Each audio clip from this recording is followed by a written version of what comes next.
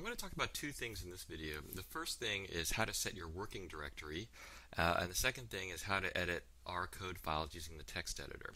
So when you start up R, it's important to know what your working directory is, because the working directory is where R reads and writes files to the computer. And if you don't know where that directory is, then you're not going to be able to find any of the files that you save or any of the data that you write out. So when you start up R, you can find out what your working directory is by just typing the function getwd. And you can see that I've loaded up R here, and it sets my working directory to be /users/rdpeng, which on the Mac is just your home directory. This may work, if you store all your files in your home directory, but you may want to change your working directory to be something else if you happen to store all of your data and code files in a different directory, maybe a subdirectory. For example, I can go to the MIS menu here and choose Change Working Directory. I can choose one of these directories to be my working directory. Now, before I go, the first thing I want to mention actually is that if you want to read a file, then that file has to be in your working directory, otherwise you'll get an error. So for example, suppose I want to read a data file using read.csv, and I want to read the mydata.csv file. Okay. So if this file is in my working directory, then I'll be able to read the data and it will load it into R. But if it's not, I'll get an error like this because the file can't be found in my working directory. So one thing I can do is I can change my working directory to be wherever that file happens to be. So I'll choose the class directory here. If I type dir in this directory, it'll list all the files in this directory. And now you can see, oh, mydata.csv is in this directory. Now I can read the file into R by using read.csv, and now you can see that the data will appear in R. So knowing what your working directory is and being able to set it is important because then it will give you access to all of the files that you need in R. In particular, when you save files, say from the web, onto your computer, you need to know where those files are stored on your computer, and so that you can set your working directory to the appropriate place, or you can move those files into your working directory. I recommend for this class that you create a specific directory for this class and store all the files in that class. That way you don't have to worry about changing directories all the time. One thing you can do is maybe just create a directory right here on your desktop. So I'm going to create a directory here called Coursera. And now when I'm in R, I can say change working directory here, and if I go to my desktop, I can choose my Coursera folder there.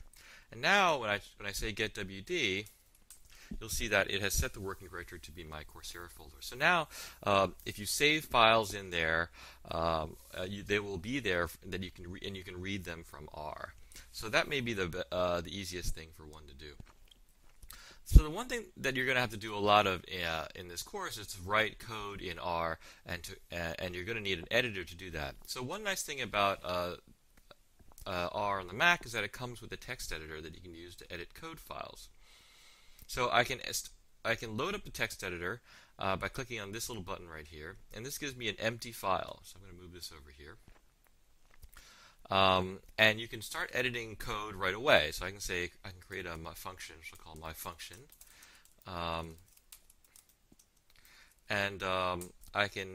it will start indenting things. So I can say, x is our norm, 100, and this function is going to just take the mean of x here.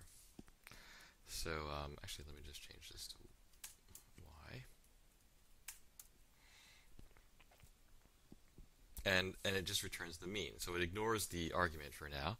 So and then one thing you're going to have to do is figure out how to get this code into R. So what you'll notice, if I just type my function here,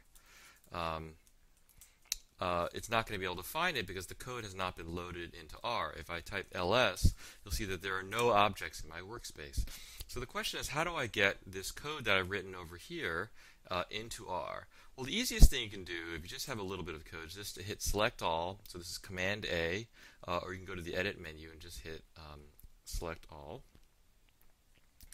And then Command C copies the code, and then I can click into my console window over here and hit Command V and then return, and it will paste my function into R. So now if I type ls, you'll see that my function is an object in my workspace. So I can say my function, and it will return the mean of 100 random normal variables, which is not very interesting, but the function does work. So the other thing you can do is you can save this file. I can go to the File menu, and I want to save as. So I haven't saved this file before, so I need to save as. And I'm going to go into my Coursera folder, and I'm going to save it as my function. And it's typical to add the .r extension for code files. And I can hit save. And so now I can double check my working directory and make sure I'm in the right place here. Yeah, I'm in the Coursera working directory. If I type dir, you'll see that the myfunction.r file is there now. So I can just source the file myfunction.r.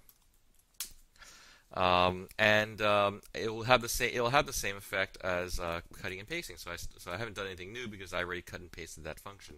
But one thing I can do is I can write another function here. So let's say I'll call it second to indicate it's the second function, and it's going to take the input x. Oops, excuse me, and it's going to add a little bit of noise to it.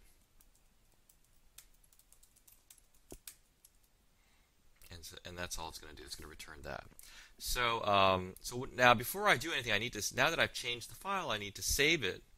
So I can just go to File and then Save, or you can do Command S. And now I can source this file into R again. And you'll notice I type ls. I have my second function there. So if I type this out, you'll see that's the code for it. So now I can say second. I say 4. And I returned 4 plus a little bit of noise. If I do it again, it'll be 4 plus a little bit of more noise. I can give it 4 through 10, and it gives me each one of those numbers with a little bit of noise. So that's how I write code in R, and that's how I can use the text editor that comes with R. If I want to create a new file, I can hit this button again, and it'll give me a new file, and I can save this under a different file name if I want. I'm not going to use that now, so I can close this window. And that's how we can use the text editor in R for the Mac. The text editor that comes with R is very simple, but it will definitely be sufficient for this class. So even though there are other kind of custom text editors that you can maybe be able to find on the web and download for free, you don't have to do that. The text editor that comes with R should be sufficient for this class.